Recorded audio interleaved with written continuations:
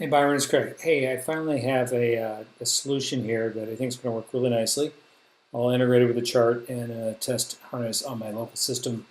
Got a little bit of cleanup to do still on a few things, but you should get it for the most part. So I took the chart we had set up in JS Fiddle, and I pulled that configuration over to here. I've set up a traditional Itrium chart, high charts configuration with three data series, 1, 2, and 3. And then I have a test button for reloading the series based on a date. So I can come in here and say I want to go and take everything from 1/1/2012. And so this is using the year month configuration that we have on your site today.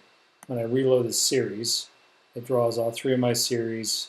I've got my years adjusted, 2013, or 12, 13, and 14, based on this first year.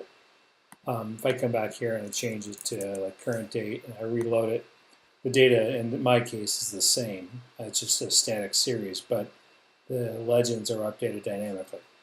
So what I had to do, and I think it works out really nicely, is that I couldn't drill in and use any of the stuff in the data. It's just not available. It's intentionally streamed directly down the browser, so we're not caching large chunks of data on the server. And there wasn't an easy way to interrogate or think about what would be there. But what I did have is I have information that is filled out through the dashboard.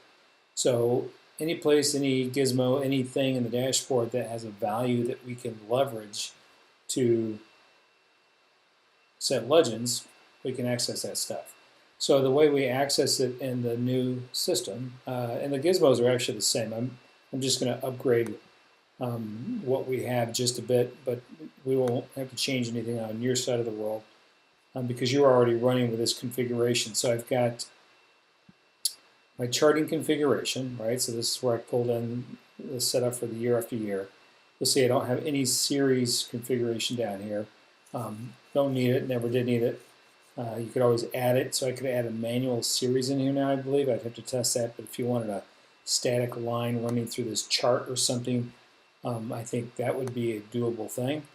And then I've got my individual data series here, right? So they're the same thing as before, but now I have the ability to specify attributes, and I can put in variables. And I can use real Itrium variables in the functions that we have, so I can go out and say stuff like, the default value will be the year from G start date, which is my gizmo. Here, G start date, or if I don't have one, call it year one, right? Now, actually, this default doesn't push through till the series anyway, so I don't know that we even need it here. But you can see on the second and third gizmos, I actually, for the series, I said, okay, I'm going to evaluate the start date, and I'm going to add 1 to it. So that's our reverse Polish notation for the eval function. And connect nulls is true. And on the third series, I'm going to add 2 to the year. So I'm taking the first date and our start date and using it, the year, to set legends 1, 2, and 3. All right, so if I come back here and I'm going back in time to 1999, 0101, and I reload the series. Oops, I went back too far to year 1, 1999, 0101. And reload, I'll have series dates updated here.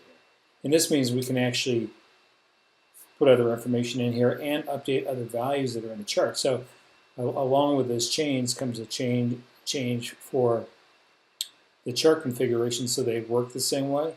And that's one thing I'm cleaning up right now. So if I back up to the configuration for the chart, now I have the ability to substitute variables, right?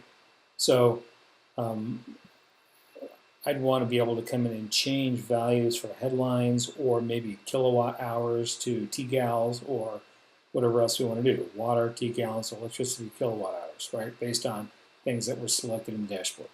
So I think that is what we're looking for. Give me your feedback and I'll just spend a little more time here polishing things up, and then I'll get a rebuild together and get it deployed on your site. Okay? Thanks, Byron.